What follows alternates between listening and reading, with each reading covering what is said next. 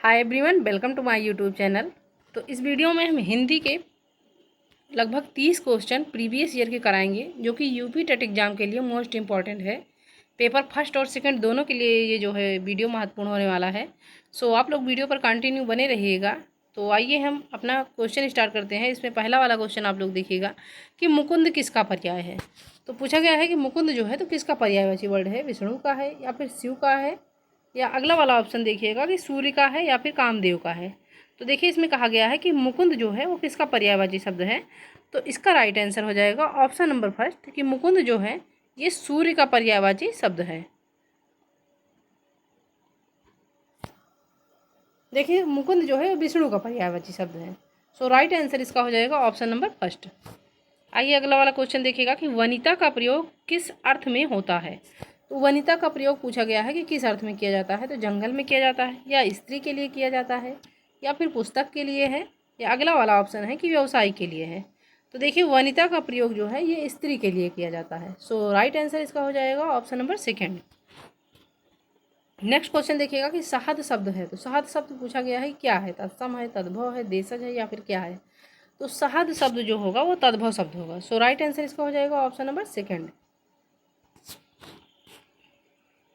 अगला वाला क्वेश्चन देखिए निरामिष किसे कहते हैं। तो निरामिष पूछा गया है।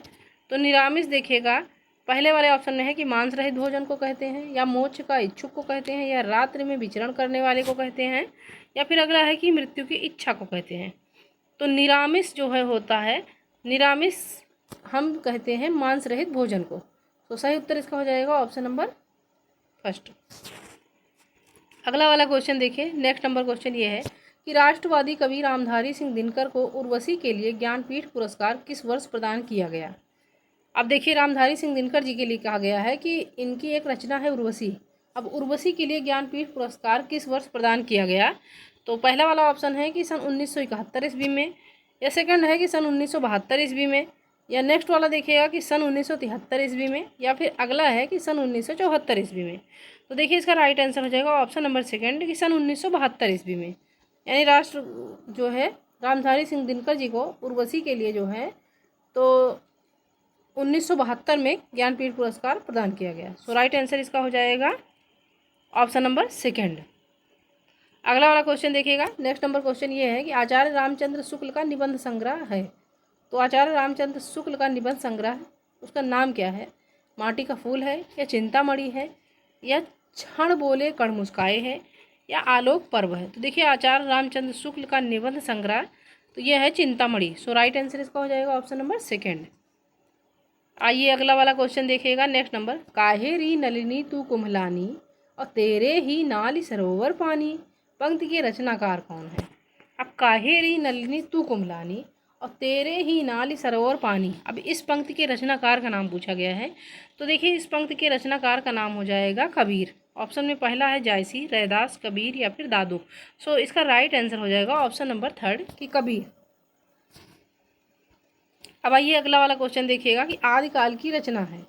तो आदिकाल की रचना पूछा गया है अखरावट है, या छत्रसाल दशक है, या फिर दीप शिखा है, या खुमान रासो है। तो देखिए इसकी आदिकाल की रचना जो है वो खुमान रासो है। सो इसका राइट आंसर हो जाएगा ऑप्शन नंबर फोर्थ। अब आइए अगला वाला क्वेश्चन देखिए, आनंद कादम्बिनी पत्रिका का प्रकाशन कहाँ से होता है। आनंद कादम्बिनी पत्रिका का प्रकाशन पूछा गया है कि ये कहाँ से होता है। तो बनारस से होता है, या फिर मिर्ज़ापुर से होता है, या इलाहाबाद से होता है, या फिर लखनऊ से होता है। तो देखिए इसका राइट आंसर हो जाएगा कि आनंद कादम्बिनी पत्रिका का प्रकाशन जो होता है ये होता है मिर्ज़ापुर से। So right answer option number second. आइए अगला वाला क्वेश्चन देखिएगा कि व्याकरण शिक्षण के लिए उपयुक्त नहीं है। तो क्या नहीं है व्याकरण शिक्षण के लिए उपयुक्त। आगमन प्रणाली, निगमन प्रणाली, या अव्यकृत प्रणाली, या फिर कक्षा विनय प्रणाली।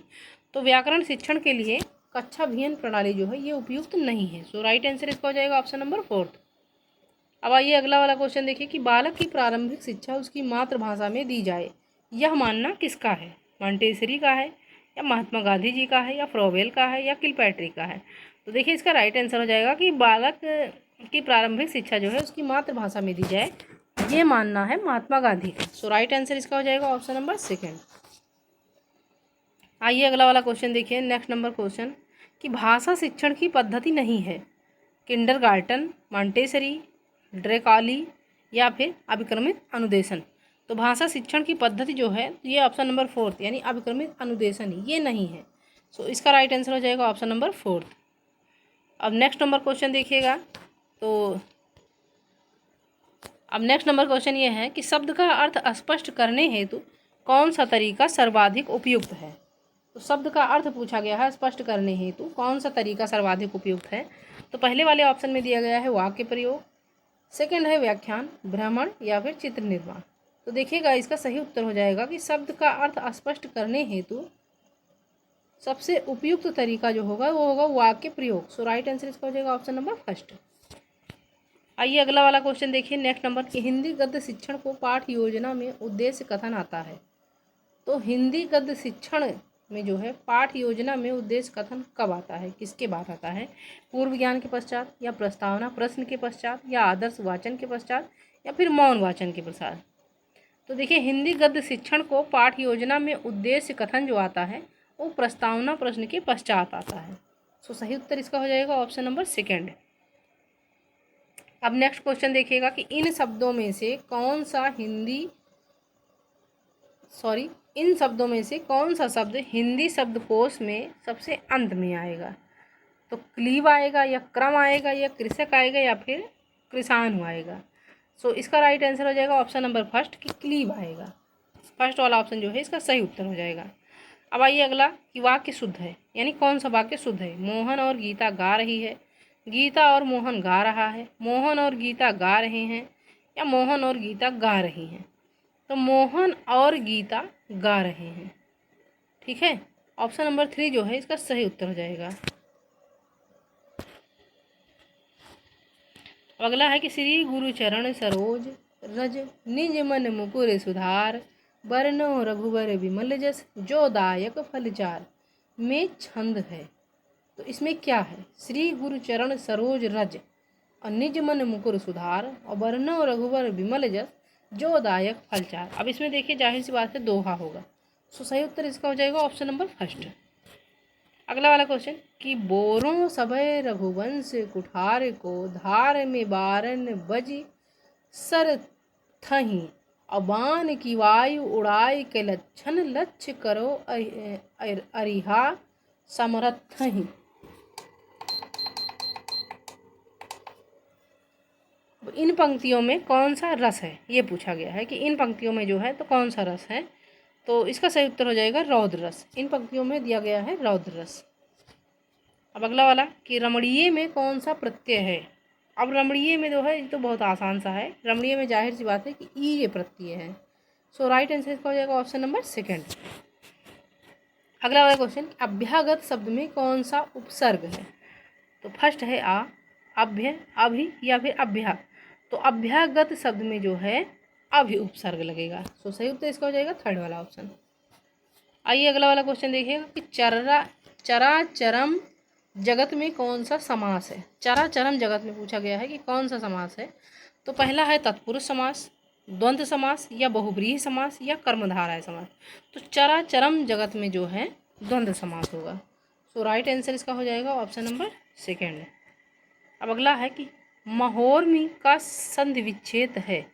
तो महोर्मी का संधि विच्छेद महतधन उर्मी या महाधन उर्मी या महाधन उर्मी या महतधन मर्मी।